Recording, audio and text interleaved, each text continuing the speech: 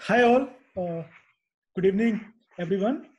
सो आज हमारे साथ डॉक्टर सचिन है और आज का हमारा टॉपिक है why communication is more important than fluency. और जैसा कि हम सभी लोग जानते हैं कि जो भी लोग स्टैमर करते हैं they can do anything for fluency. अगर कोई डॉक्टर या कोई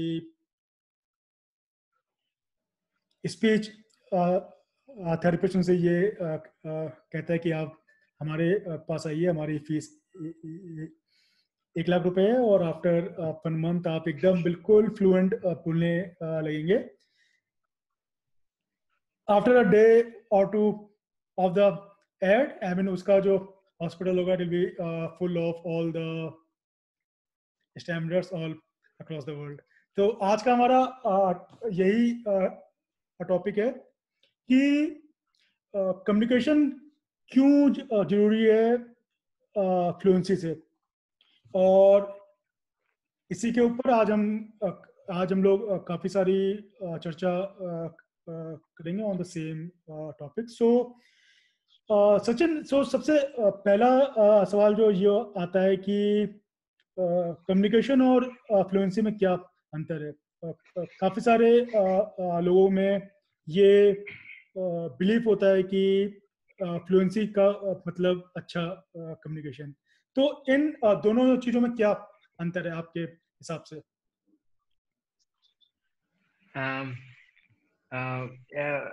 धन्यवाद अभिनव, आपने एक बहुत ही रेलेवेंट सवाल पूछा है। हमें से बहुत से लोग जो है फ्लुएंसी के पीछे दौड़ते रहे हैं आधी जिंदगी, और सोशल वर्कर के रूप में तीसरा शुरू करने के बाद जो है काफी बड़ा समय हम लोगों ने बिताया है लोगों को ये समझाने में कि फ्लुएंसी क्यों एक अच्छा लक्ष्य नहीं है। चाहे हम प्रोफेशनल थेरेपी की बात करें, चाहे हम सेल्फ हेल्प की बात करें, हम अपनी मदद अपने आप भी जब कर रहे हैं तो भी ये अच्छा होगा कि अगर हमारा गोल लिमिटेड ना हो फ्लुएंसी तक। और यहाँ तक कि मुझे याद आता है कि मैंने एक बार एक ऑनलाइन एक आर्टिकल देखा था कि एक अमेरिकन स्पीच थेरेपिस्ट जिसने सालों तक एज ए प्रोफेशनल लोगों को फ्लुएंसी तक पहुंचाने का प्रयास किया, थेरेपी दी, सब कुछ किया, और वो बाद के सालों में वो उसके आउटकम से इतना दुखी हो गया कि हम्म। उसने एक किताब लिखी, वार ऑन फ्लुएंसी। ओके। यानी उसके बाद उसने प्रोफेशनली ये कहना शुरू किया कि fluency should never be the target और the goal of a good speech therapy. Hmm.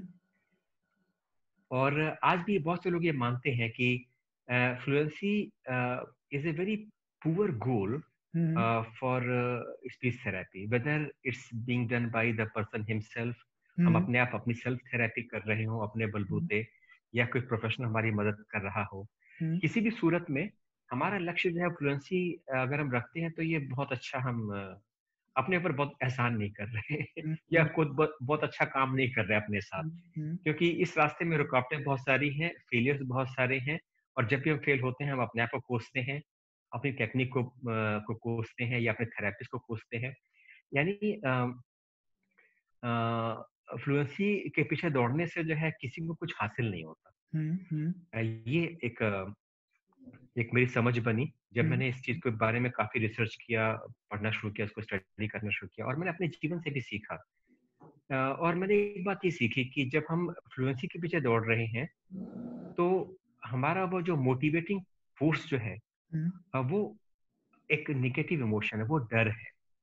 Actually जब हम कहते हैं आई वांट फ्लुएंसी, एक्चुअली हम कह रहे हैं I don't want to stammer, I am frightened of stammer. Yeah. कुछ भी करो, मुझे हकलाने से बचा लो, चाहे जो हो। हम्म।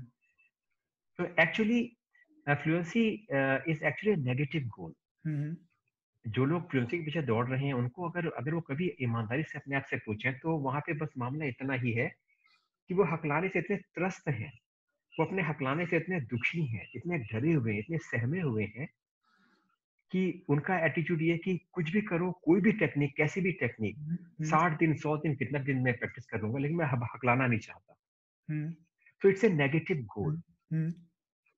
It's almost like a child who has failed many exams. And every time he failed, उसके परिवार ने उसे बहुत कोसा है, उसे बहुत शर्मिंदा किया है। अब वो कहता है कि मेरा गोल अब एक ही है, मैं पास होना मांगता हूँ। Now compare this child with another child who also has failed, but this other child has got a slightly bigger vision. somebody has put this idea into his head कि तू अब तक फेल होता रहा है, अगर तू मेहनत करे तो तू डिस्टिंक्शन से पास हो सकता है। तो one child has got only one goal कि मुझे किस तरह पास होना है, फेल नहीं होना है। और दूसरे बच्चे का लक्ष्य है कि मेरे को इस बार डिस्टिंक्शन लानी है, 75% से ऊपर स्कोर करना है। Which child do you think will perform better? जाहिर बात है इन दोनों बच्चों में से अच्छा कौन करेगा? वही करेगा जिसका गोल ऊंचा है ना।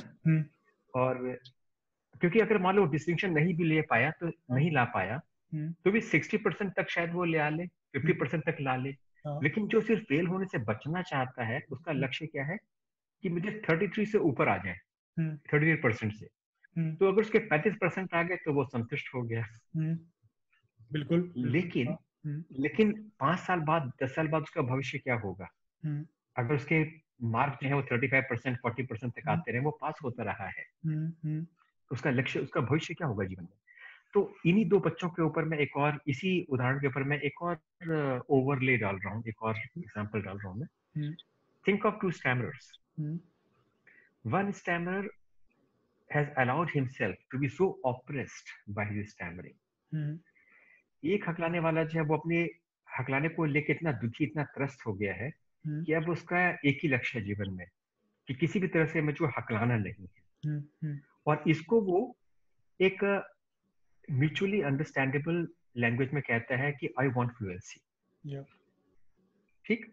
So most of us, when we say I want to be fluent, that I'm working on my fluency, what are we actually saying? We're only saying I'm no more stammering. I'm no more stammering. ठीक है? So it's a negative goal. You just don't want to stammer, that's all.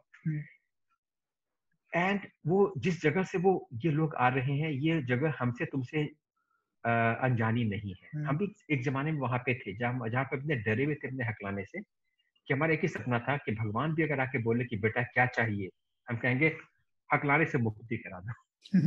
ठीक है? तो उस सारे project में जो driving force है, it's based on fear, it's based on a very negative emotion. It is not coming from a place of power, it's not coming from a place of expansion और ए बिगर vision. तो number 1 हकलाने वाला का सिर्फ एक गोल है, मुझे हकलाना नहीं है, I want to be fluent. और दूसरी तरफ एक दूसरा हकलाने वाला है, वो भी, उसकी जिंदगी का रास्ता भी वही रहा है, वो भी सारी मुश्किलों से गुजरा है, लेकिन उसके दिमाग में किसी ने बात डाल दी है कि you can do a lot better if you become a good communicator, then you will be communicating well, and like many of people have seen, and I myself, probably you will stammer, but you will be stammering fluently. Whenever you stammer, you don't stop, so the flow doesn't break, you carry on saying whatever you are saying. Take example of Biden, he still sometimes stammers, but he is stammering fluently. So when you are driven by a bigger vision, आपका जब सपना बड़ा है कि मैं एक अच्छा communicator बनना चाहता हूँ, मैं I want to create something of value in the world, मैं सिर्फ अपना हकलाना ठीक करके अपनी एक नौकरी मुझे मिल जाए ये मेरा सपना नहीं, बल्कि मैं कुछ बड़ा करना मांगता हूँ, तो उस प्रोसेस में फ्लुएंसी भी आपको मिलेगी और आप अच्छे कम्युनिकेटर भी बनेंगे और आप किसी अच्छी जगह पे पहुंच रहे हैं जहां पे आप शायद 4 लोगों की और मदद करें। और तो ये भी वैसी एग्जांपल है कि जहाँ पे ये 2 बच्चे हैं, एक कहता है मैं किसी तरह पास हो जाऊं, बस इतना सपना है मेरा, because he is driven by fear. उसके पीछे जो मोटिवेटिंग पावर है वो है डर, कि इस बार मैं फेल हुआ तो पता नहीं पिताजी क्या बोलेंगे। और दूसरे बच्चे का सपना थोड़ा बड़ा, वो कहता है कि मैं मेहनत तो कर ही रहा हूँ, पढ़ाई तो कर ही रहा हूँ, तो क्यों ना मैं थोड़ा और ऊंचा लक्ष्य रखूं अपने सामने। वो कहता है मैं क्यों ना इस बार डिस्टिंक्शन ले आऊं, क्यों ना इस बार मैं क्लास में ड्रॉप करने का प्रयास करूं, शायद ना कर पाऊं तो भी कोई बात नहीं, कम से कम पास तो डेफिनेटली होगा ही होगा, लेकिन definitely his marks will be better than the one who is only trying to score 35%। उसी तरह से 2 हकलाने वाले हैं, एक इतना डरा हुआ, वो कहता है कि चाहे जो करो मेरे को हकलाने से निजात दिला दो। दूसरा कहता है कि चूंकि मैं इतना समय बिता ही रहा हूँ, मेहनत कर ही रहा हूँ, तो why don't I dive deeper into the problem. हाँ? और ये अक्सर ये कहा गया है कि स्टटरिंग मॉडिफिकेशन में भी ये बात कही गई है कि you modify your stutter in such a way that it doesn't stop you, that you are able to stammer fluently. तो ये संभव है। हम और तुम ऐसे बहुत से लोग हैं, बिटन हैं, बहुत से लोग हैं जो अभी भी हकलाते हैं, मगर वो दे appear fluent, and end of the day they are able to say what they want to say. They are not changing words, they are not suppressing their thoughts, they are not constantly battling कि अभी मैं बोलूं तो मैं बोल पाऊंगा शायद, अभी मैं कुछ देर बाद बोलूंगा तो मैं हकलाना चाहूं, अभी मैं कैसे बोलूं 4 लोग मेरे को सुन रहे हैं। तो वो इस चक्कर में नहीं पड़ते, वो धारा प्रवाह बोल रहे हैं, हकला भी रहे हैं मगर बोल भी रहे हैं। सो this is called stammering fluently. तो इसलिए जरूरी कि हम फ्लुएंसी का ये जो माया जाल है इसे बाहर निकले और ओवरऑल कम्युनिकेशन को देखें कि ओवरऑल कम्युनिकेशन का मतलब क्या है। बिल्कुल। और ये जो लोग ये बड़ा सपना देख रहे हैं, उनमें और हमें क्या फर्क है, ब्रिटेन में और हमें क्या फर्क है। हमें से बहुत से लोगों ने ये मान लिया है कि किसी तरह मेरा हकलाना ठीक हो जाए, मैं अपना परिचय दे पाऊं, मुझे एक नौकरी मिल जाए और शादी हो जाए, बस काम खत्म। बिल्कुल बिल्कुल बिल्कुल। There is nothing wrong, इसमें कोई बुराई नहीं है, आदमी के ऐसे सपने होने में कोई बुराई नहीं। मगर मैं सिर्फ ये कह रहा हूँ कि अगर आदमी मेहनत कर रहा है और अगर उसके लक्ष्य थोड़े बड़े हों तो उसमें भी क्या बुराई है। जी बिल्कुल। एंड और मैं ये भी कहना चाहता हूँ कि ऐसा नहीं कि ऐसी चीजें बिडेन ने की हैं और ऋतिक रोशन ने की हैं, ऐसे बहुत से लोग हमारे आसपास हैं।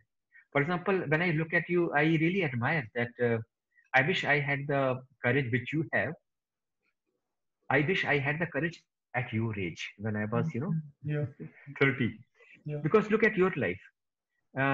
You are not, you are still very young, and you are offering job to 4 other people. How many people are working in your company, by the way? Currently, it's 14 now. 14. यही मैं कहना चाहता हूँ कि आप 14 लोगों को नौकरी भी दे रहे हो। हाँ, आप अपना तो आपने समस्या हल किया ही है, और 14 लोग को आप नौकरी भी दे रहे हो। आप सिम्बायोसिस में और यहाँ वहाँ जाके आप आर्टिफिशियल इंटेलिजेंस के ऊपर पढ़ाते हो बच्चों को, ये सारे काम कर रहे हो, और आप कभी ये दावा नहीं करते कि मेरा हकलाना क्योर हो गया है, और ना ही आपने किसी से सर्टिफिकेट मांगा है। मैंने कभी ऐसा नहीं देखा कि आपके अंदर ये प्रवृत्ति है कि आप I am certified by so and so program which charges 1 lakh that I am fully cured. आप जगह जगह अपना वीडियो नहीं छोड़ते हो कि look I am speaking fine, I am cured. आप अपने क्योर्ड होने के लिए कोई आप सर्टिफिकेट कहीं से मांग नहीं रहे हो, उसका इंतजार नहीं कर रहे हो, you are going ahead and living your life. तो आपने इसमें दो ये है जब जी हाँ, ये वो चीज है, ये फर्क है chasing fluency and working towards communication के बीच में। अच्छा संचारकर्ता बनने का प्रयास करना, ये लक्ष्य है ये, और दूसरी तरफ है कि मेरा हकलाना ठीक हो जाए, मैं फ्लुएंट हो जाऊं, बस चेजिंग फ्लुएंसी, जिसके ऊपर उस अमेरिकन थेरेपिस्ट ने किताब लिखी, वार ऑन फ्लुएंसी। क्योंकि उम्र के ढलान में, उम्र के आखिरी पड़ाव में आके उस थेरेपिस्ट को ये बात समझ में आई कि पिछले 40 सालों से वो और उसके client, they were chasing a false goal, they were chasing an unworthy goal। इसलिए उसने आखिर में किताब लिखी वॉर ऑन फ्लुएंसी। और बहुत से थेरेपिस्ट आगे ये बात मानते हैं कि setting up fluency as a goal for therapist is very counter productive and is pretty useless. तो ये मोटा मोटा फर्क है, जिसको मैं ऐसे कहना चाहता हूँ। जी, तो आपने इसमें दो चीजें कही कि एक तो हमारी लाइफ में जो भी हमारे एम्स हैं, या फिर आई मीन जो भी हमारे गोल्स हैं वो थोड़े से हाई होने चाहिए, ऊंचे गोल होने चाहिए। तो मैं इसी के ऊपर आता हूँ। मैं तो हमारी सोसाइटी जहाँ पे the only way to measure कि आपका कम्युनिकेशन कितना अच्छा है, बस लोगों का मानना यही है कि आप कितने अच्छे से धारा प्रवाह बोल पाते हो, too in English, and you are able to use awesome words and all. So इसका मतलब है कि आप बहुत अच्छे, आपका कम्युनिकेशन बहुत अच्छा है, और आप स्मार्ट हो और लोग आपको थोड़ी और ज़्यादा इज्जत देते हैं। लेकिन आपने अभी कहा कि हमें किसी और से सर्टिफिकेट नहीं चाहिए कि मैं अच्छा बोल रहा हूँ कि नहीं। तो इसमें एक चीज़ जो है वो ये है कि हमारा जो गोल है वो ये होना चाहिए कि एक अच्छा कम्युनिकेशन कैसे हो। तो हमारे जो ऑडियंस है और काफ़ी सारे जो लोग हैं उनके मन में ये सवाल होगा कि अच्छे कम्युनिकेशन का क्या मतलब होता है, मतलब एक अच्छा कम्युनिकेशन क्या होता है। जी, तो हाँ, इसके ऊपर आपके विचार। बहुत ही हाँ, जी। बहुत ही बुनियादी सी जो परिभाषा है संचार या कम्युनिकेशन की, वो है कि ट्रांसफर ऑफ मीनिंग। मेरे दिमाग में किसी मुद्दे पे एक समझ है और उस समझ को मैं जस का तस तुम्हारे दिमाग में पहुंचा सकूं, तो मैं कहूंगा कि हाँ, मैं अच्छा संचार करता हूँ, यानी मेरा संचार सफल हुआ। हम्म। अ, तो कम्युनिकेशन का एक सिंपल मीनिंग यही है, to to communicate hmm. The meaning, hmm. To convey the meaning. Hmm. और थोड़ा एक दो कदम और आगे हम जाएं तो कुछ सोशल साइंटिस्ट ये कहते हैं कि मीनिंग जो है वो यहाँ पे लोकेटेड नहीं है, कि यहाँ से मीनिंग को मैंने तुम्हारे दिमाग में ट्रांसफर कर दिया। हम्म। हम्म। वो ये कहते हैं कि meaning is there in the interpersonal space, hmm. और वहां पर उसको हम ज्वाइंटली क्रिएट करते हैं। यानी जब मैं और अभिनव मिलकर बातचीत करते हैं तो हमारे तुम्हारे बीच में एक पब्लिक स्पेस में एक मीनिंग क्रिएट हो रही है। हम्म। ऐसा नहीं था कि मीनिंग यहाँ पे थी, उसको मैंने तुम्हारे पास ट्रांसफर किया और तुमने अपनी मीनिंग को मेरे दिमाग में ट्रांसफर किया। जी। हम्म। तो खैर बहरहाल जो भी हो, हम्म। मतलब ये है कि जब हम अ, अपना तात्पर्य या अपना हम्म। आशय, अपना मतलब समझा पाते जी। हैं हम्म। दूसरे व्यक्ति को, हम्म। तो ये वास्तव में गोल होना चाहिए, लक्ष्य होना चाहिए मुंह खोलने का, बोलने का। हम्म। हम्म। तो फ्लुएंसी जो है वो बोलने के लिए, कि मैं फ्लुएंटली बोल रहा हूँ, हम्म। लेकिन लोग समझ रहे हैं कि नहीं समझ रहे हैं, ये हम्म। उसमें कहीं पे निहित नहीं है। हम्म। फ्लुएंसी में कहीं पे ये छिपा हुआ नहीं है कि fluent person actually worries about whether the meaning has been conveyed और not. Hmm. Hmm. Fluent fluent people जो है उसमें उनको कहीं पे ये नहीं बताया जाता कि आपको रुक कर फीडबैक भी मांगना चाहिए। Hmm. Fluent people they come and they give a fluent speech, yeah. फिर लोग तालियां बजाते हैं, वो घर चले जाते हैं बहुत खुश हम्म। होकर। हम्म। मगर जो कम्युनिकेट करता है हम्म। वो बीच बीच में रुक कर लोगों से फीडबैक भी लेता है, वो हम्म। जानने का प्रयास करता है कि लोग समझ रहे हैं कि नहीं समझ रहे हैं। हम्म। जैसे उदाहरण के लिए अभी मैंने एक वीडियो शेयर किया आपके साथ, जी। वो था स्प्रेटिंग के बारे में। और अमेरिकन कॉलेजेस में जो बच्चों की डिबेट्स होती हैं, उस डिबेट्स में ये एक बड़ी पॉपुलर टेक्निक है हम्म। जो वो बच्चे अक्सर इस्तेमाल करते हैं। जी। और इसके पीछे फंडा सेट यही है हम्म। कि अगर मेरे को टाइम मिला है सिर्फ 3 मिनट का, हम्म। और 3 मिनट में मुझे अपोनेंट के 5 पॉइंट्स को डिमोलिश करना है, हम्म। उसकी आलोचना करनी है, यानी कि मेरे को 1 मिनट में अगर मैं कम से कम 115 शब्द बोलूं, तब हम्म। जाके मैं ये कर पाऊंगा। हम्म। तो बहुत तेज बोलते हैं, हम्म। धारा प्रवाह बोल रहे हैं, सही बोल रहे हैं, काम की बात कर रहे हैं, मगर बहुत तेज बोल रहे हैं, hmm. Almost like machine gun. Hmm. तो वो वीडियो आपने देखा था अभिनव, कैसा बिल्कुल। लगा आपको वो वीडियो? वो वो वीडियो। कैसा लगा? हाँ। तो तो आप सब सब ऑडियंस के लिए भी ये है, इस वीडियो का लिंक हम लोग अपने कमेंट बॉक्स में डाल देंगे। तो उस वीडियो में ऐसा है कि एवरीथिंग इज लाइक, मतलब आप उसको देखोगे तो सब कुछ है, अच्छे से बोल रहे हैं, फ्लुएंसी है, लेकिन वो क्या बोल रहे हैं आपको कुछ एक भी शब्द समझ में नहीं आएगा। ऐसा लगेगा कि बस कोई आया और एकदम जैसे वो होती है ना मशीन गन, उससे फायर किया और हाँ। चला गया बस। जी। तो वो नमूना है फ्लुएंसी का। हाँ। और कम्युनिकेशन जो है वो है जैसे अम, अटल बिहारी वाजपेयी थे, जी। वो हकलाते नहीं थे, मगर वो बड़े लंबे लंबे लंबे साइलेंस देते थे हम्म। बाकियों के बीच में, हम्म। और बड़ी गहरी बात बोलते थे। हम्म। ठीक है, या तुम सिम्बायोसिस में जाके हम्म। बताते हो आर्टिफिशियल इंटेलिजेंस के बारे में, अबाउट बिग डेटा एनालिसिस, वो सब चीजें करते हो। हम्म। वो कम्युनिकेशन, क्योंकि तुम उन बच्चों को समझा पा रहे हो, जो तुम्हारे पास है अनुभव और ज्ञान का भंडार, वो तुम उनके साथ बांट पा रहे हो, वो उन चीजों को समझ पा रहे हैं। अगर समझते नहीं तो सवाल पूछते हैं, अगर वो सवाल नहीं पूछते तो तुम उनसे सवाल पूछते हो। और इस तरह से जो है, इस तरह से you are creating shared meanings. ठीक है, तो ये कम्युनिकेशन है। और वो बच्चे जो कर रहे थे उस वीडियो में स्प्रेडिंग, वो फ्लुएंसी है।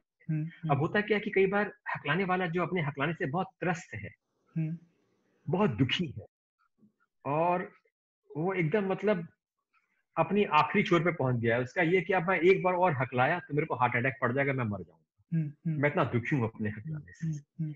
ऐसा व्यक्ति जो इतना दुखी है, वो अगर इन स्प्रेडिंग वाले वीडियो को देखेगा तो वो शायद खुश हो और सोचे काश मैं भी ऐसे बोल पाता। तो फ्लुएंसी का जो पूरा जो assumption है, बेसिस है, वो बहुत ही मिसलीडिंग है। जी। वो टोटली इग्नोर करता है कि हम जब मुंह खोलते हैं तो दूसरों को इम्प्रेस करने के लिए नहीं, बल्कि दूसरों को समझाने के लिए करते हैं। अगर सामने वाले एक आदमी की समझ में नहीं आया तो हमारी फ्लुएंसी किस काम की? बिल्कुल, हम बिल्कुल। दिन रात पार्लियामेंट में ऐसे लोगों को देखते हैं, हमारे पार्लियामेंट में ऐसे बहुत से लोग हैं जो धारा प्रवाह बोलते हैं। जी। और 4 घंटे की डिबेट के बाद आप कहते हो इस आदमी ने क्या बोला, मेरे समझ नहीं आया। इस आदमी का कमिटमेंट क्या है, ये क्या करेगा, ये क्या करना चाहता है, कुछ क्लियर नहीं है आपको, लेकिन वो धारा प्रवाह बोलता रहा।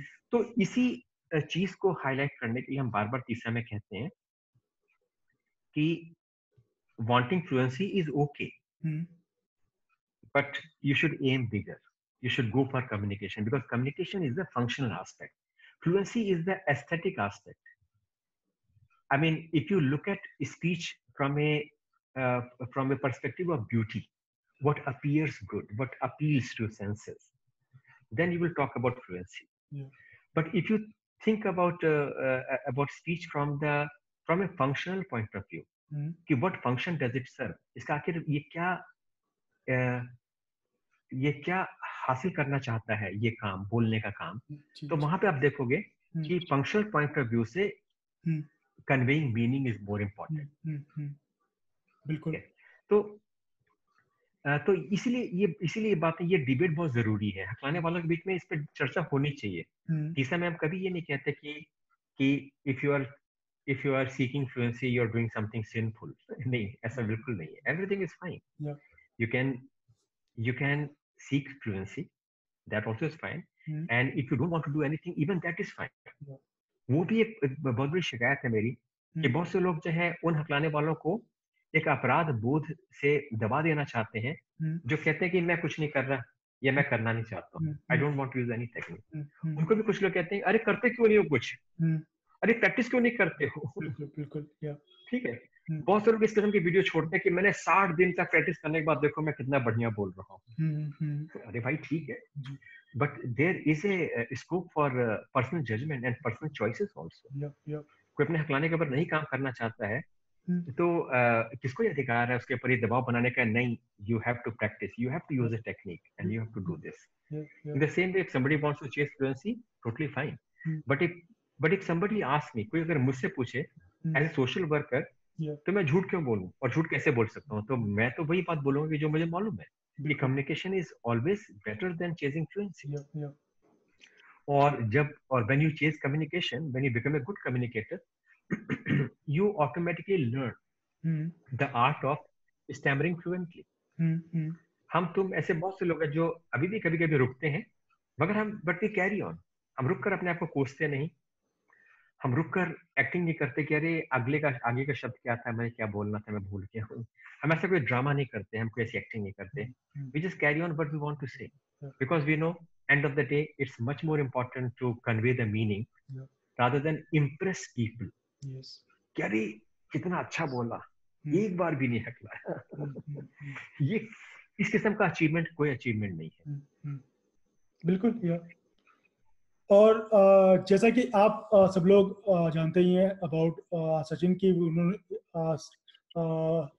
सचिन काफ़ी सारी वर्कशॉप फैसिलिटेट करते हैं, प्लस इन्होंने काफ़ी समय तक सोशल वर्क भी किया और अभी भी कर रहे हैं। तो सचिन, तो आपके हिसाब से, आपके इतने एक्सपीरियंस के हिसाब से, मतलब वर्कशॉप और इतने सारे आपने सोशल जो वर्क्स किए हैं, अच्छे कम्युनिकेशन के लिए कुछ प्रैक्टिकल टिप्स आप ऑडियंस को देना चाहेंगे कि एक अच्छा कम्युनिकेशन के लिए क्या क्या क्या क्या माध्यम हो सकते हैं, और हम अपने कम्युनिकेशन के ऊपर और कैसे काम कर सकते हैं? हाँ, अच्छे संचारकर्ता में के लिए बनने के लिए कुछ बड़ी बुनियादी बातें हैं। हम्म, एक तो हम रिहर्सल खूब सारे करें। मैंने कई बार देखा है कि कई लोगों को, कई स्टैंडर्ड्स को ये पता है कि कल उनका प्रेजेंटेशन है, लेकिन वो रिहर्सल नहीं करते। हम्म, उनको लगता है कि उनके अंदर एक निराशा का भाव आ गया कि रिहर्सल करने से फायदा भी क्या है, कल तो मैं हक लाऊंगा ही, हाँ, बिल्कुल। तो क्यों बेकार में समय बर्बाद करना है हम्म, रिहर्सल में।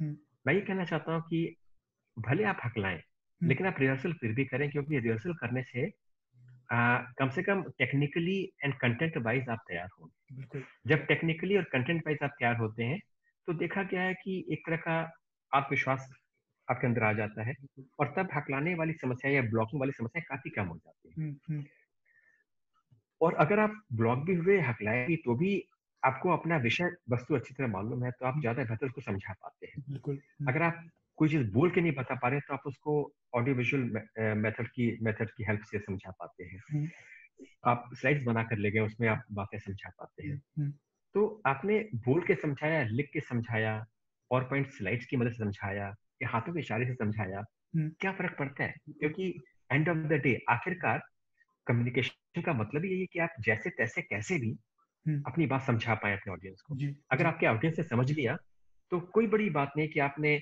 ज्यादातर चीजें बोल के बताएं या लिख कर बताएं या इशारे से बताएं। हम्म, और कम्युनिकेशन में हमेशा हम ख्याल रखें कि कम्युनिकेशन में वर्बल कम्युनिकेशन की भूमिका कम है। कहीं ज्यादा भूमिका है नॉन वर्बल कम्युनिकेशन की, जिसमें बॉडी लैंग्वेज आती है, या, डिस्टेंस विद योर ऑडियंस आता है, और जेस्चर्स, हाथों हम्म, के जेस्चर्स आते हम्म, हैं, हम्म, हमारे आई जेस्चर्स आते हैं। हम्म, आप इसके बिल्कुल। अलावा और भी कई चीजें आती हैं। जी। जैसे कम्युनिकेशन में एक, मैं आज पढ़ रहा था, मैं हम्म, एक कॉन्सेप्ट है कि टाइम का एक डायमेंशन भी जो है, बहुत महत्वपूर्ण डायमेंशन है कम्युनिकेशन में। हम्म, लोग इसके द्वारा भी कम्युनिकेट करते हैं। हम्म, जैसे किसी ने कोई सवाल पूछा और आपने फौरन जवाब दिया, हम्म, तो it communicates that you are eager to answer. Hmm, आप बहुत हड़बड़ी में हैं, हम्म, आप बहुत जल्दी में हैं। या, एक तरफ होता है, आप किसी ने कोई सवाल पूछा, आप आराम से उसकी आंखों में देख रहे हैं, हम्म, मुस्कुरा रहे हैं, और एक दो सांस लेने के बाद आप कहते हैं अच्छा, तो इसकी असली वजह ये है। तो हम्म, यहाँ पर आप समय ले रहे हैं, हम्म, और आप ये बताना चाह रहे हैं कि आपको अपने ऊपर पूरा आत्मविश्वास है, आप उसके सवाल से घबराए नहीं हैं, हम्म, और आप तसल्ली से उसके सवालों का जवाब दे रहे हैं। हम्म, इसी तरह से एक मीटिंग में मैं 10 मिनट लेट पहुंचता हूँ, तो इसके द्वारा मैं कम्युनिकेट कर रहा हूँ कि I am such a important person that other people should wait for me. ठीक। ठीक है। हाँ। इसी तरह से किसी हैंगआउट में मैं 5 मिनट पहले पहुंच जाता हूँ, हम्म, हम्म, तो उसके द्वारा मैं क्या कम्युनिकेट कर रहा हूँ कि hmm, I am very sincere about this work, I yes, really want yeah, to give my best, इसलिए मैं टाइम पे पहुंच रहा हूँ। जी। तो टाइमिंग का भी एक डायमेंशन है जो हम्म, कम्युनिकेशन हम्म, को के मायने को बदल सकता है। हम्म, इसी तरह से ड्रामा में हम लोगों ने कई बार देखा है कि किसी ने कोई सवाल पूछा, and then there is a dramatic silence, hmm, and then probably you repeat the question. ठीक है। या, ठीक है। हाँ, हाँ, किसी ने बिल्कुल। ड्रामा में कोई सीन है, कोई जी, किसी जी, ड्रामा में एक सीन चल रहा है जहाँ पे कोई हाँ, पूछता है कि जिस रात मर्डर हुआ उस रात आप कहाँ थे, हम्म, और आप एकदम से बोलने के बजाय आप एकदम बोलते, मैं तो अपने कमरे में सो रहा था। इसके बजाय आप ऐसा नहीं करते, आप रुकते हैं, हम्म, पूरा 1 मिनट बीतने देते हैं, फिर कहते हैं जिस रात मर्डर हुआ था मैं कहाँ था, ये पूछ रहे हो। ठीक है। या, तो इसका भी एक अपना एक वैल्यू ऑफ कम्युनिकेशन है। यहाँ भी आप कुछ कम्युनिकेट कर रहे हैं उस साइलेंस के द्वारा, उस डिले के द्वारा। इसके बाद तो कम्युनिकेशन को अगर हम एक सिस्टम वाइड व्यू में लें, तो इसमें बहुत सारी चीजें हैं, और इन सभी चीजों के बारे में काम करना चाहिए। बॉडी लैंग्वेज के ऊपर हमें काम करना चाहिए, जेस्चर्स के ऊपर काम करना चाहिए। और इसीलिए मैं देखता हूँ कि जो लोग सिर्फ फ्लुएंसी पे काम कर रहे हैं वो सिर्फ अपनी स्पीच को रिकॉर्ड कर रहे हैं, उसी को सुन रहे हैं बार बार। लेकिन मैं अक्सर कई बार तीसरा में कहता हूँ कि try to record your video at least waste of words, ताकि तुम की पूरी बॉडी लैंग्वेज को देख सको कि तुम्हारा सर आगे झुका हुआ था, पीछे झुका हुआ था, तुम्हारे सीने सामने निकले हुए थे या नहीं, वर यू लुकिंग कॉन्फिडेंट और नॉट। तो ये सारी चीजें कहीं ना कहीं पे इंटरव्यू के आउटकम को प्रभावित करती हैं। बिल्कुल। और जी। अक्सर जो हम लोग इन बातों को समझते नहीं है और हम कहते हैं कि मैं हकलाता हूँ इसलिए मेरे को उन्होंने रिजेक्ट कर दिया। बिल्कुल। क्या पता है वजह ये थी कि आप फॉर्मल इंटरव्यू में जीन पहन के चले गए थे, बिल्कुल 4 दिन की दाढ़ी बढ़ी हुई थी, बिल्कुल आप बिल्कुल। इनफॉर्मली ड्रेस थे, कैजुअली थे, आप बरमुडा शॉर्ट्स में चले गए थे, ये कहते हुए कि हम प्रोग्रामर तो होते ही ऐसे हैं हम बड़े कैजुअल बंदे हैं मगर वो कंपनी जो हायर कर रही है वो ऐसा नहीं सोचती। तो ये सारा हमारे कम्युनिकेशन का हिस्सा है और इसीलिए हमें इन सारी चीजों के ऊपर थोड़ा सा चिंतन मनन करना चाहिए, थोड़ा इसके ऊपर काम भी करना चाहिए। इसी तरह से एक चीज और भी है कि कम्युनिकेशन में हमारी क्रेडिबिलिटी भी एक इम्पॉर्टेंट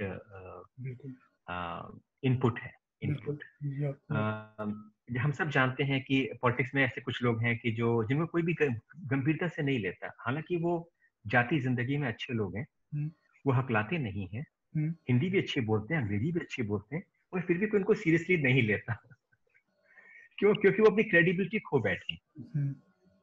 तो इसी तरह से अगर if I go for interview और अगर मैं टाइम से नहीं पहुंचता हूँ, थोड़ा लेट पहुंचता हूँ, मैं कैजुअली ड्रेस्ड हूँ, 4 दिन की बढ़ी हुई दाढ़ी है, मेरी पर्सनल ग्रूमिंग भी बहुत अच्छी नहीं है, और वहां पे मैं कहता हूँ कि I want to be your CEO because I am a very responsible person, I will meet all deadlines, I will deliver on time, I will take care of everything.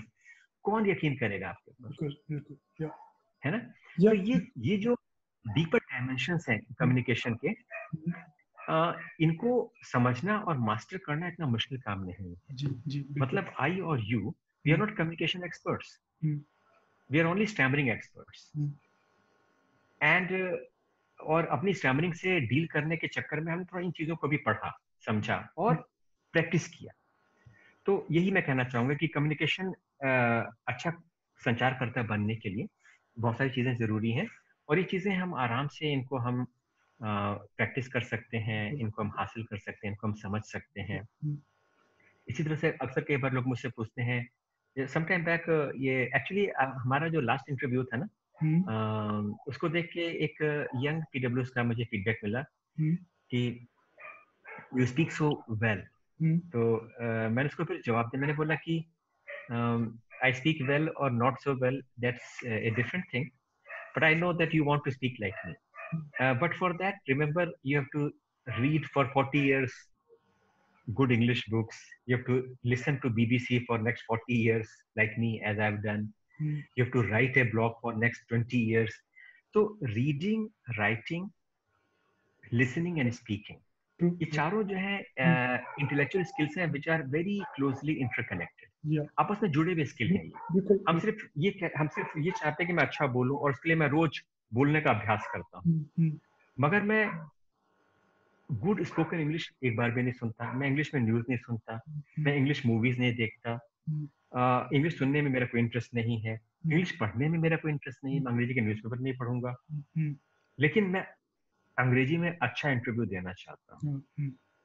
तो ये जो है this is a very short sighted kind of expectation, है ना? बिल्कुल। तो अगर हम अच्छा अंग्रेजी बोलना चाहते हैं, अगर हम अच्छा हिंदी बोलना चाहते हैं, तो हमें हिंदी किताबें पढ़नी चाहिए, हिंदी के उपन्यास पढ़ें, हम हिंदी के अच्छे कार्यक्रमों को सुने और हिंदी में लिखने का भी अभ्यास करें। ये सब चीजें जब करेंगे तो उसका हमें फायदा बोलने में भी जरूर मिलेगा। बिल्कुल। तो हाँ, तो ये चीज है कि हम अक्सर क्या होता है कि हकलाने वाले का अप्रोच बहुत नैरो होता है। जैसे मुझे एक लड़के ने एक बार बोला था, कश्मीर का था वो, तो बोला था कि मैं सर आऊंगा आपके पास मगर 1 दिन के लिए, उससे ज्यादा नहीं, क्योंकि मुझे बस अपना नाम बोलना सिखा दो, अब बाकी मैं अपने आप कर लूंगा। ओके। ठीक है। हाँ। अब ऐसा व्यक्ति किसी थेरेपिस्ट के पास जाएगा या किसी सेल्फ प्रोक्लेम्ड थेरेपिस्ट के पास जाएगा, तो वही कहेगा ठीक है तुम्हारी प्रॉब्लम हकलाना है, मैं तुम्हें फ्लुएंसी के लिए ये एक टेक्निक सिखाऊंगा, इसको तुम प्रैक्टिस करो लगातार और तुम फ्लुएंट हो जाओगे। मगर यहाँ पे क्या प्रॉब्लम है, हम और तुम जानते हैं बिल्कुल। कि ऐसे एजम्पशन में होता क्या है कि लोग प्रैक्टिस करते हैं टेक्निक को, 6 महीने बाद वो काम नहीं करती, फ्लुएंट हो जाते हैं, उसके बाद में उन्हें पता नहीं कि मुझे क्या बोलना है, सोशल स्किल्स अंडर डेवलप्ड हैं, फ्लुएंट तो हो गए हैं मगर किसी मीटिंग में क्या बोलना है, कैसे बोलना है, उनको कुछ आइडिया नहीं है, यानी उनकी मुश्किलें फिर भी बनी रहती हैं। और कम्युनिकेशन में भी कहते हैं कि let us look at the whole system. तो ये है तो हाँ, तो कम्युनिकेशन को बेहतर बनाने के लिए मैं ये कहूंगा मैं कि खूब प्रैक्टिस करें लोग। अगर अच्छा संचारकर्ता बनना है तो भिन्न भिन्न सिचुएशन में संचार करने का अभ्यास करें। बच्चों को पढ़ाएं, बड़ों से बात करें, मार्केटिंग करने जाएं, घर की मार्केटिंग करें, घर की सब्जी खरीदनी वो खरीदने जाएं, सब्जी वाले से मोल तोल करना सीखें। जिंदगी में हर घड़ी हमें अच्छा संचारकर्ता बनने के मौके मिल रहे हैं, हमें कम्युनिकेट करने के मौके मिल रहे हैं, हमें उन्हीं को हमें माइंडफुली यूटिलाइज करना है। बिल्कुल हमें बिल्कुल। अलग से किसी टेक्निक को यूज करने की जरूरत नहीं करनी, जो मिल रहा है अवसर उसी का अच्छा इस्तेमाल करना है, विद अवेयरनेस, विद माइंडफुलनेस। बिल्कुल बिल्कुल। तो इसी में जैसा कि आपने कहा कि एक अच्छे कम्युनिकेशन के लिए ऐसा नहीं है कि जस्ट फ्लुएंसी ही सब कुछ है। We require everything. मैं जब अपने साथ के लोगों को देखता हूँ, मैं अपने एक्सपीरियंस से ये चीज़ें शेयर कर रहा हूँ।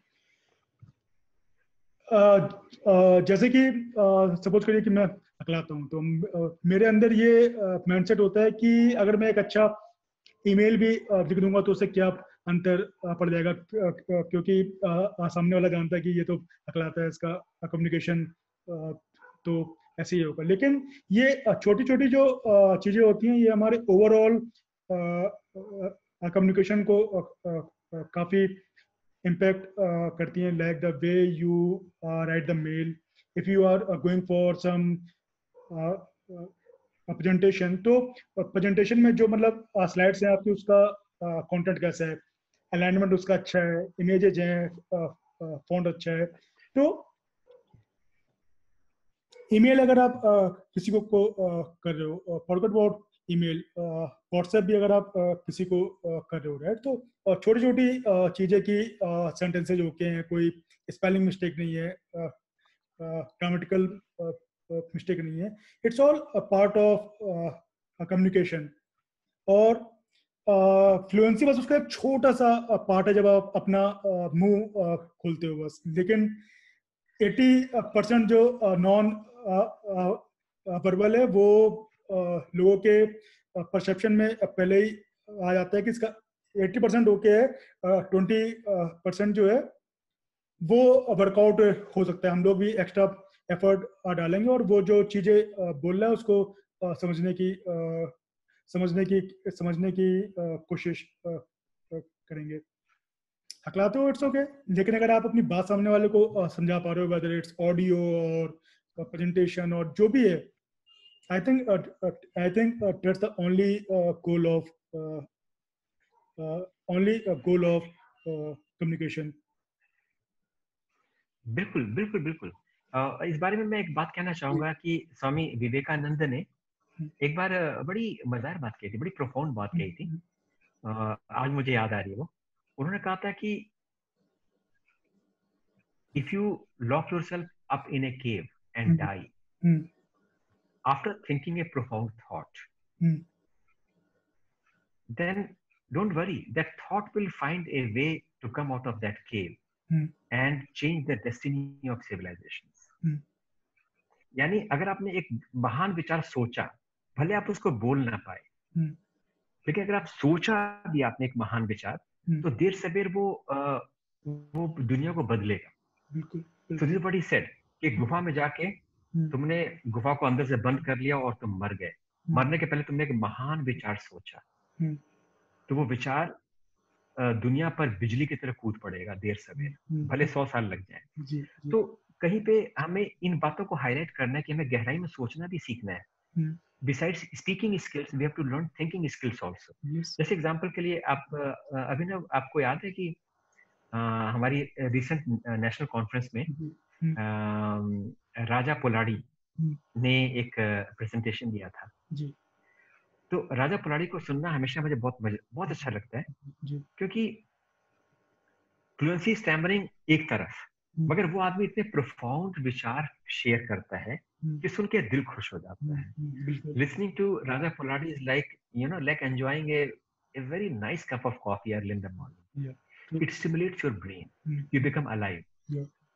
इसी तरह से एक एग्जांपल और देना चाहूंगा मैं. मार्टी जेजर, मार्टी MARTY, इसका मैं लिंक शेयर कर दूंगा. जेजर, JEZER, he was an American PWS.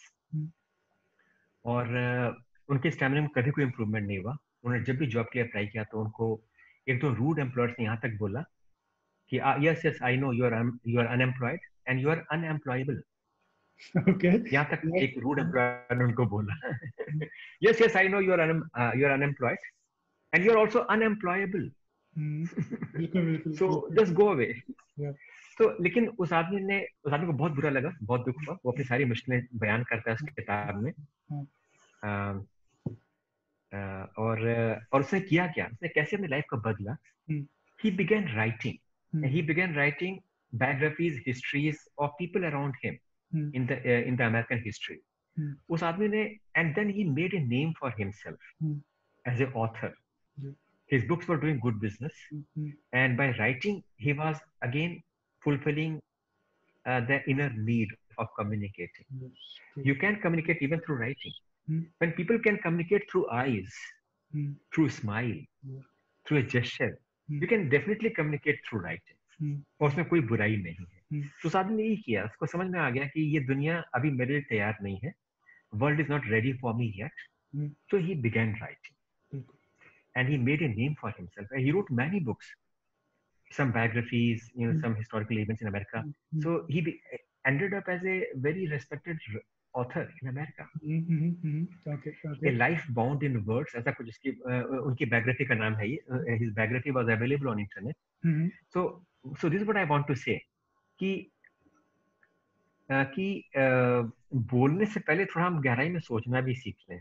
हमारे पास कुछ कहने को है कि नहीं है. Yes. We are not doing our homework of diving deep within and coming out with something worthwhile.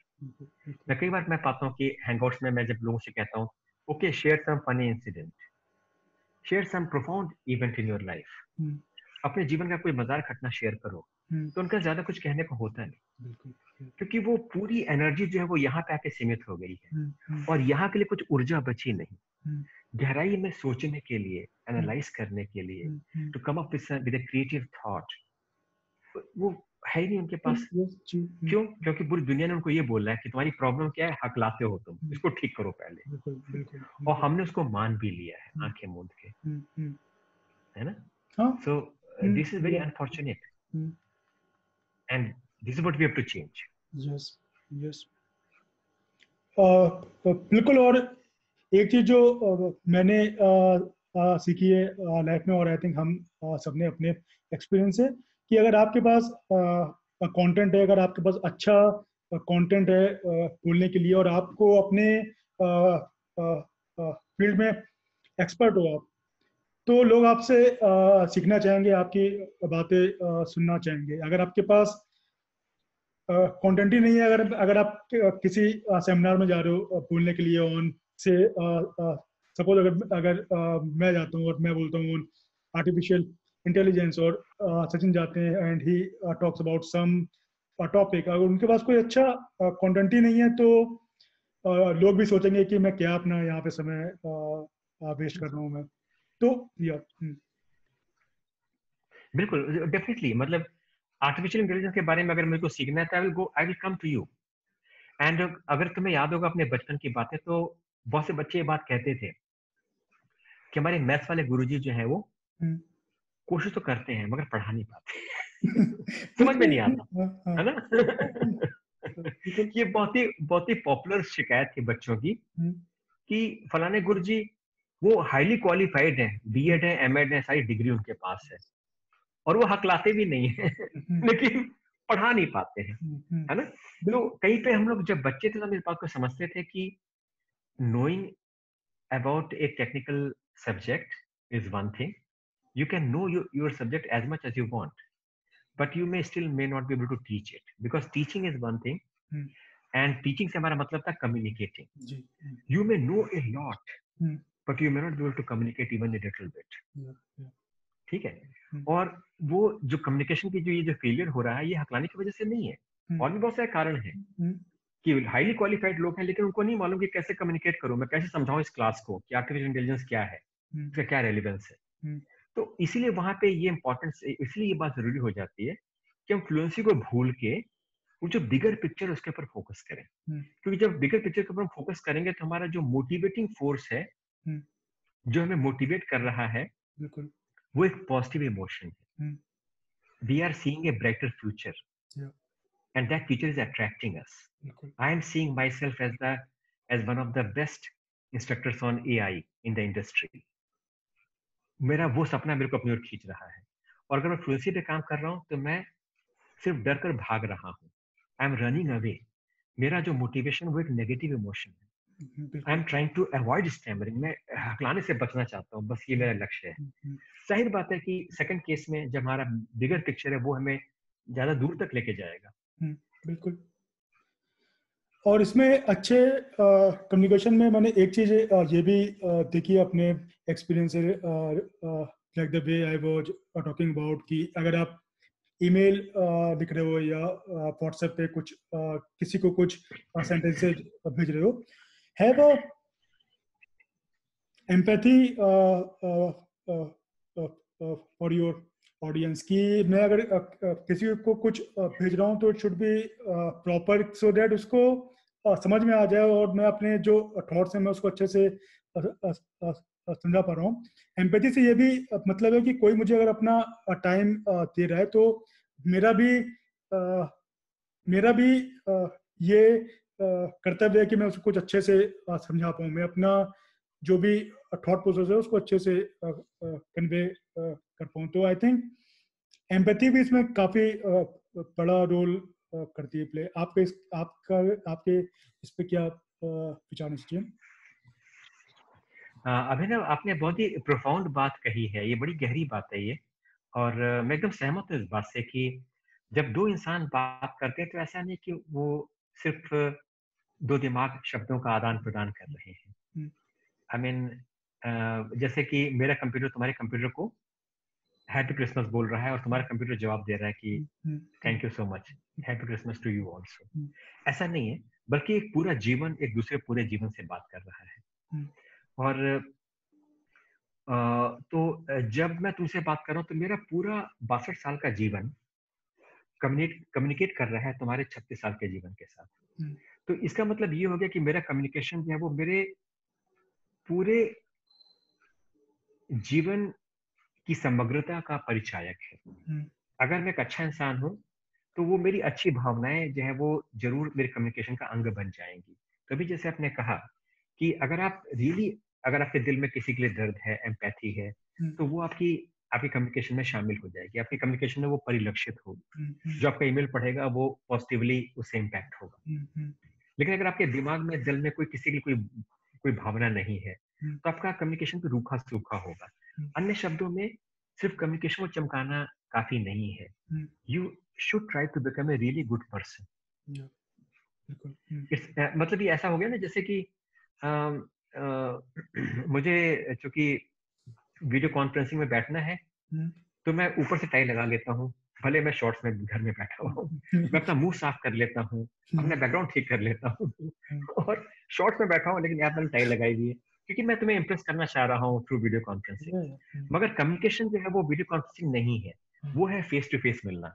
अगर मैं तुमसे मिलता हूँ तो जाहिर बात है, और मैं तुम्हारा अगर सम्मान करता हूँ तो जाहिर बात है कि मैं शॉर्ट्स में तुमसे नहीं मिलूंगा, मैंने प्रॉपर कपड़े पहने होंगे, है ना, मैं अच्छा प्रेजेंटेबल हालत में होऊंगा और उस ढंग से मैं तुमसे मिलूंगा। तो कम्युनिकेशन जो है वो एक तरह से हम कह सकते हैं कि it's a representation of your entire life. And this is why ऐसा होता है, इसीलिए ऐसा होता है कि कई बार दो आदमी एक ही बात कहते हैं, मगर दोनों का असल फर्क फर्क पड़ता है। क्योंकि एक आदमी ने उस जीवन को जिया है और दूसरा आदमी जो है वो इज ओनली ए ग्लिप टॉकर, वो बतियाने में कुशल है, वो बतिया रहा है, बात कर रहा है, फेंक रहा है। बिल्कुल। तो ये आपका पॉइंट बहुत वैलिड है कि हम कम्युनिकेशन स्किल्स के ऊपर फोकस करें, जरूर अच्छी बात है। पर साथ में हम ये भी अपने आप से पूछें कि am I a good human being, am I a good colleague, am I a good worker, am I a good coworker, am I a good son, a good husband, a good friend, a good citizen of this country. मैं एक अच्छा इंसान हूँ कि नहीं हूँ? क्या लोग मुझ पर भरोसा कर सकते हैं मुश्किलों में?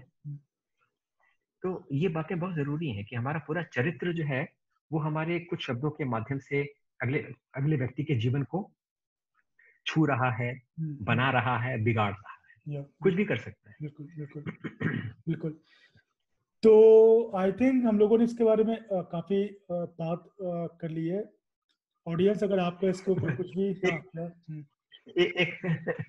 एक लास्ट इंसिडेंट मुझे याद आया। हम लोग इसके बारे में कुछ दिन पहले बात कर रहे थे ना कि मैंने पहली बार जब अपना हाथ जगन्नाथ लिखी तो मैंने उसकी मैनुअल जो है वो चंद्र स्वामी उदासीन जी को समर्पित किया। मैंने कहा कि वो भी देख लें, अपने विचार दें, क्योंकि मेरी अपनी रिकवरी जो है उनसे मिलने के बाद शुरू हुई थी। और उनसे मिलने से मुझे समझ में आया था कि स्टैमरिंग तो एक छोटा सा दरवाजा है, उसके अंदर मैं घुसता हूँ तो मैं पाता हूँ कि बहुत बड़ा महल है जहाँ पे बहुत सारी अनंत संभावनाएं छिपी हुई हैं। आप इसके बारे में थोड़ा सा और बैकग्राउंड देना चाहोगे जिससे हमारे ऑडियंस इसको और अच्छे से रिलेट कर पाए? आपके जो मतलब आपके जो गुरु जी हैं उनके बारे में। जी जी। हाँ, मैं पहले ही घटना बता देता हूँ कि चूंकि चंद्र स्वामी उदासीन बहुत सालों से मौन में थे, अब अभी 1-2 साल पहले उन्होंने मौन तोड़ा है, मगर वो काफी लंबे समय तक मौन में रहे वो।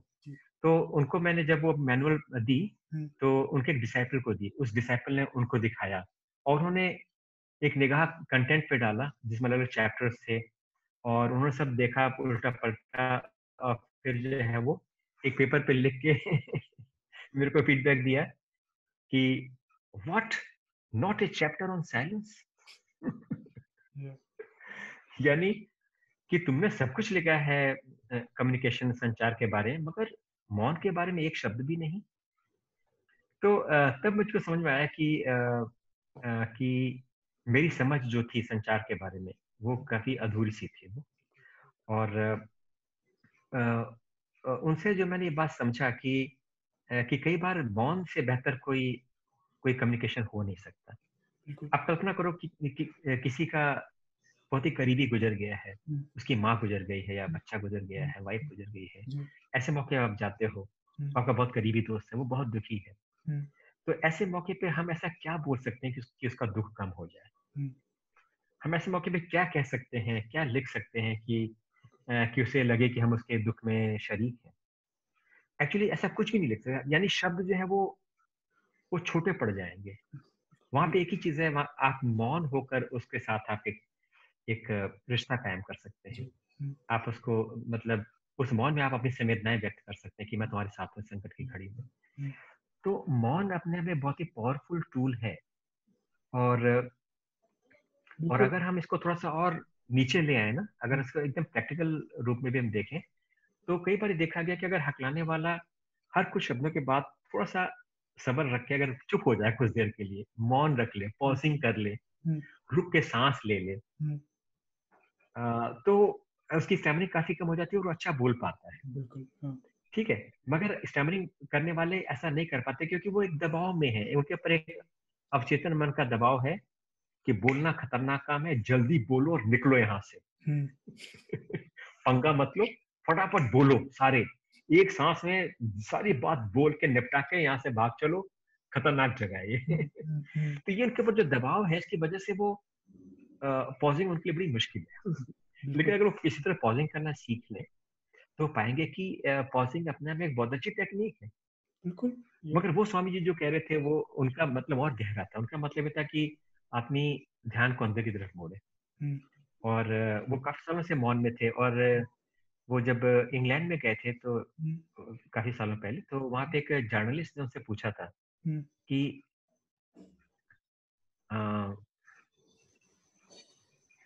when God has given us the power to talk, you're keeping silent, you're keeping silence, isn't that counterproductive?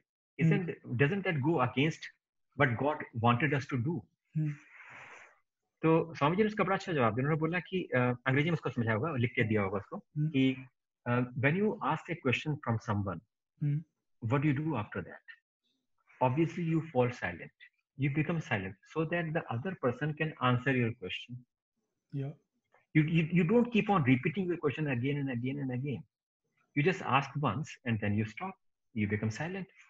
So he said, the same way I asked a question from God, and then I felt silent, and then I was silent for long and long and longer. And then a time came when I began enjoying this silence, and then I realized that this silence itself is God's answer. And this is why I am just enjoying my silence, because this is his answer to my question. So actually many years ago, when I met him for the first time, जब पहली बार मैं उनसे मिला था, तो मुझे बहुत अच्छा लगा, क्योंकि उनका पूरा व्यक्तित्व जो है वो सब कुछ बहुत शांत हो जाता है उनके आसपास। मतलब हमारे मन की जो ऊहापोह उठा पटक चल रही होती है वो अपने आप शांत हो जाती है उनके पास जाके बैठने मात्र से। तो मैं जाता था, सुनता था, बैठता था, और उस समय मेरा हकलाने से मेरा जो संघर्ष चल रहा था, जैसे हम लोग कहते हैं ना कि I am going to defeat my stammering, so those days I also, like many young stammerers, used to believe कि मैं एक दिन विजय पाऊंगा, मैं I will beat the shit out of my stammering. Instead of accepting it as a, as my own creation, I was non-stop fighting it, to suppress it, to defeat it, to lick it, and to beat the shit out of it. But मगर हम जानते हैं कि अगर हम अपनी छाया से लड़ेंगे, हजारों साल भी लड़ें, तो हम कहाँ जीत सकते हैं। तो अकलाने से कोई जीतता नहीं है, ये बात हमें समझनी पड़ेगी। तो लेकिन मैं उसी फ्रेम ऑफ माइंड में था। मैं उनके पास गया और मैंने बोला कि मैं वो तो मौन में थे, लेकिन मैं अपनी उस दिन भड़ास निकाल दी। मैंने कहा कि मैं जब भी ध्यान में बैठता हूँ तो मुझे यहाँ पे कोई रोशनी दिखाई नहीं पड़ती, यहाँ पे अंधेरा, सब अंधेरा है, क्योंकि मैं बहुत सालों से अपना हकलाना छिपा रहा हूँ। और उन्होंने कुछ बोला नहीं क्योंकि वो मौन में थे, लेकिन उन्होंने हाथों से एक इशारा किया। वो इशारे का मतलब ये था कि फिर भी ध्यान करते रहो, डोंट वरी, फिर भी ध्यान करते रहो। उनके चेहरे पे एक एक्सप्रेशन जो था वो ये था कि मुझ में जैसे वो आत्मा देख रहे हैं, पीडब्ल्यूएस नहीं देख रहे हैं, मेरे अंदर वो कोई इंसान, कोई मर्द या हिंदू या ऐसा नहीं देख रहे, बल्कि मेरे अंदर वो एकदम साक्षात आत्मा को देख रहे हो। तो ये उनका जो सेंस ऑफ एक्सेप्टेंस था कि एक इम्परफेक्ट इंसान को भी वो, उसमें भी वो परफेक्शन देख रहे हैं, उसको वो उस रूप में ले रहे हैं, उस रूप में एक्सेप्ट कर रहे हैं। इस बात से मुझे बहुत बड़ी प्रेरणा मिली। मुझे लगा कि ये सेल्फ रियलाइज्ड सोल मेरे में परफेक्शन देखता है और उसको, और मेरे को उसी रूप में स्वीकार करता है। तो मैं अपने आप को क्यों नहीं स्वीकार कर पा रहा हूँ? तो वहां से जो है मेरा एक्सेप्टेंस जो है वो की जर्नी शुरू हुई। मैंने अपने आप को स्वीकार करना शुरू किया, और धीरे धीरे मैंने पाया कि वो, मैं जो शैडो बॉक्सिंग कर रहा था, जिस छाया से मैं जूझ रहा था, वो छाया गायब हो गई। बिल्कुल। और धीमे धीमे मुझे समझ में आने लगा कि हकलाने का इलाज सिर्फ अच्छा बोलना ही नहीं है, बल्कि अच्छा सुनना भी है। बिल्कुल। और सुनने के लिए मौन में जाना बहुत जरूरी है। अगर हमारे अंदर एक डायलॉग चल रहा है तो हम सुन नहीं सकते अगला क्या बोल रहा है। बिल्कुल। अगले को सुनने के लिए, जैसे तुमने बोला था, एम्पैथी होनी चाहिए और अंदर एक मौन होना चाहिए। उस मौन में ही हम सामने वाले के शब्दों को सुन पाएंगे, समझ पाएंगे। तो इस तरह से क्या हुआ कि कम्युनिकेशन की जो पूरी जो बड़ी दुनिया है वो मुझको धीरे धीरे समझ में आने लगी।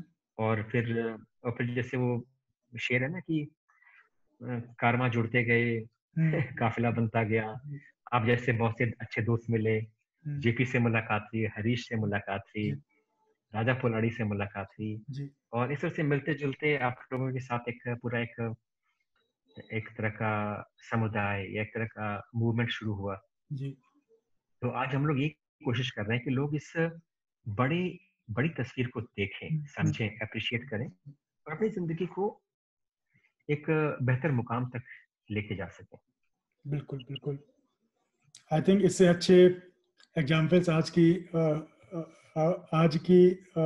टॉक के लिए और नहीं हो सकते थे, कि not a single word on silence. So yeah so जैसा कि सचिन ने कहा कि जीवन में जो हमारे मतलब एम जो है, लक्ष्य जो है वो वो ऊंचे होने चाहिए। उसी समय हम कुछ अच्छा कर सकते हैं लाइफ में। बस एजुकेशन के बाद जॉब और उसके बाद शादी, और बस यही हमारी लाइफ का गोल ना होके। जी। ओके, तो आपके ऑडियंस, तो आपके जो भी क्वेश्चंस हो, please feel free to write your questions in the comment box. और इसके अलावा अगर आप हमसे किसी और टॉपिक पे अगर आप चाहते हैं कि हम लोग और बात करें, please feel free to suggest us the topics. Sachin, कोई एक सेंटेंस में आप उसको पूरे टॉपिक को समराइज करना चाहेंगे, और उसके बाद फिर हम लोग अ, अलविदा बोल देंगे सबको। जी, एक सेंटेंस में अगर आप इसको अ, बस करते हैं। आज के इस पूरे। मैं यही कहना चाहूँ हाँ, जी। मैं यही कहना चाहूंगा कि सितारों तक अपनी निगाह रखो आप, लक्ष्य महत्व हो, और आप सितारे हाथ में नहीं भी आए तो भी आप बहुत ऊंचे जाएंगे। और अंदर के हमारे जो मौन है, एक निगाह उसके ऊपर भी रखो आप, और जेन्युइन एम्पैथी लोगों के साथ अपने अंदर पैदा करो। बिल्कुल। हम जब जब लोगों से हम जुड़े हैं तो हम किसी न किसी तरह वो हमारे विचारों को समझ जाएंगे, हम अपनी बातों को समझा पाएंगे, और असली चीज वही है। जी। तो थैंक यू सो मच अभिनव, बहुत अच्छा लगा आपसे बात करके। आज का सत्र बहुत अच्छा था, मुझे खुद बहुत खुशी मिल रही है ये पुरानी बातें याद करके और उनको एक संदर्भ में रख के। तो बहुत बहुत धन्यवाद। और आपके दर्शकों को भी मेरी ओर से बहुत बहुत शुभकामनाएं और धन्यवाद।